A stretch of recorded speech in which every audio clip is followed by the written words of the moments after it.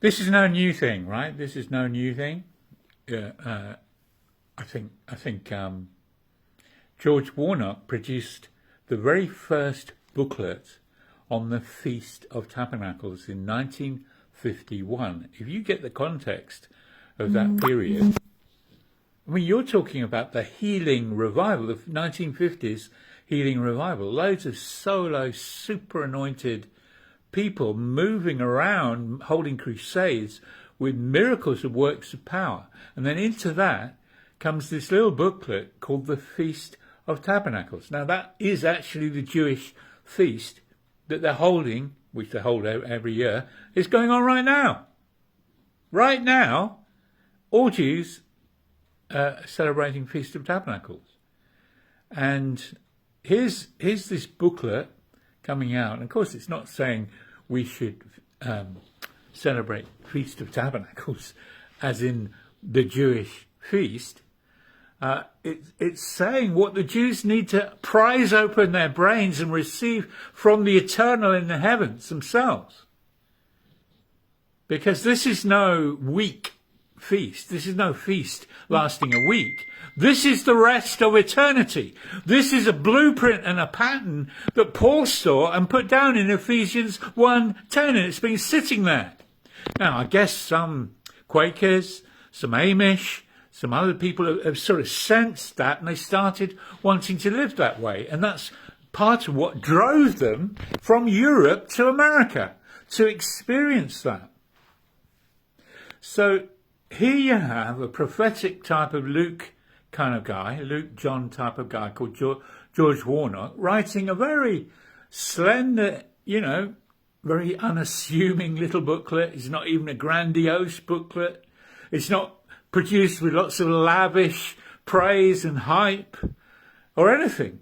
But it launched so many moves across the earth, of which the most well-known, well, certainly for us, is Sam Fife's move. So it wasn't an insignificant book just because Americans have never heard of it, just because Americans were just so caught up with Word of Faith, doesn't mean that it's of no existence or no real meaning. It means that it was early, but Americans can't hear, like the disciples couldn't hear when Jesus said, "Look, I'm going to die. I'm going to die." They couldn't hear it. And pray, he said to them in Gethsemane, pray. I need you to pray right now. Don't be awake. Pray. This is urgent. This is an urgency. This is emergency. And they couldn't hear. They were asleep. They were in that realm. They weren't fully woken up yet. And they just couldn't sense what was about to happen. They couldn't hear it. And Americans could only hear in the 1950s the Oral Robertses and the solo ministries. That's what Americans understand, solo ministries. They don't read the Bible to see Jesus send out people in twos and that everybody, even Paul, went out in twos. They don't see that. They're American. They only understand the solo model, which, as I've said, is a real shock and surprise because of all the Amish, because of all these communities going over and being formed as part of the beginning of America. So what went wrong? What happened? Was it the going across the Death Valley? What is it that changed them into this solo person we have to follow? What is this? And their own president now is Commander-in-Chief with a nuke button. What is this? So it's like the whole frequency in an American's mind could not pick up the booklet that GH Warnock was writing. And yet there it is. It's a graphic, Holy Spirit, true form, true heavenly form of the original idea of the feast. Now, none of the feasts have been exactly like the originals, have they? God didn't get us going into Egypt and walking through the Red Sea when we became Christians. Our Passover takes a different form, but it's just as real. In fact, it's more real because it's an eternal separation from a whole realm of hell. Whole realm of this satanic spirit. We come right out. Jesus crucified that old man for us. And then Pentecost didn't look like the Jewish Pentecost, did it? In the spirit, it's the giving of the law of life. It's not tablets. So it has a completely different format. And you must admit, if you're expecting Pentecost, the last thing, you know, which is the giving of the law, celebrating that with Moses, you're not going to be expecting loads of drunk people staggering around Jerusalem, are you? And this is the problem with the heavenly versions of the original patterns. The original patterns are valid. They're valid, but they are in that context. We're now in a heavenly context. So it is really like Jesus turning the water from purification jars into wine for a wedding. And similarly with Feast of Tabernacles. The Jews are just going, they will continue forever and a day doing their thing for a week unless they start to see through to the God of gods in heaven. If they can start seeing God through the cross, if they can start see the patterns, the real patterns, they're eternal. If they can see that, then we will start to live in a world that is structured in tabernacles and not Jewish blooming pyramids everywhere.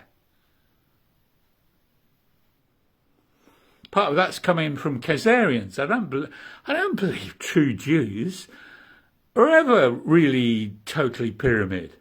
I mean, they're the ones, tribe of Dan, Caesar says all Greeks were tribe of Dan, and he calls them Danaos or something. I mean, they didn't go to Greece and form a pyramid, did they? They formed the first crucible of democracy. So why are Jews like that? Well, I think there must be a huge Khazar content, huge of ththese people who, you know, described who hung on to their coattails and joined Jews because they saw they were so prosperous. So now they've brought in their own systems, their own pyramid systems. So we're now surrounded by insurance companies and estate companies like Vanguard, BlackRock and all this. There are giant pyramids. God didn't say to Jews, I give you the power to build pyramids.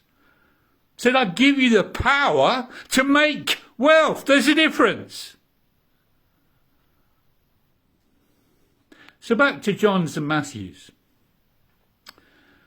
So we, for years then, we produced the equivalent of these booklets that aren't in the frequency that Matthew's thinking, because they're carnal. Naturally, unless God touches their mind, and even after they're baptized in the Spirit, they think in pyramids.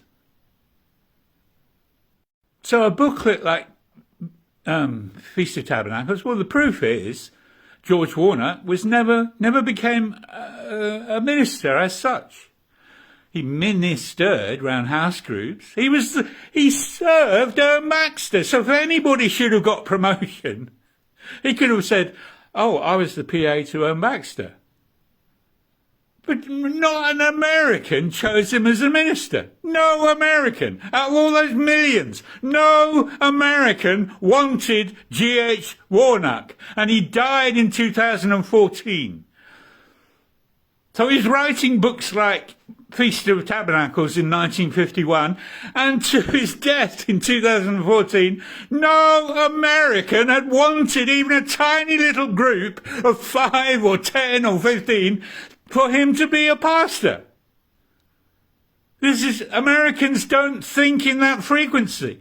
They think in the Great Crusade frequency. They think in dominating the world with armies frequency. They think in commander-in-chief frequency. When are they going to return to that original concept? The one that William Penn brought into Pennsylvania? Well, in truth, certain have. Gene Edwards of Galata formed a community. Graham Porkingham in Deep City, Houston, formed a community.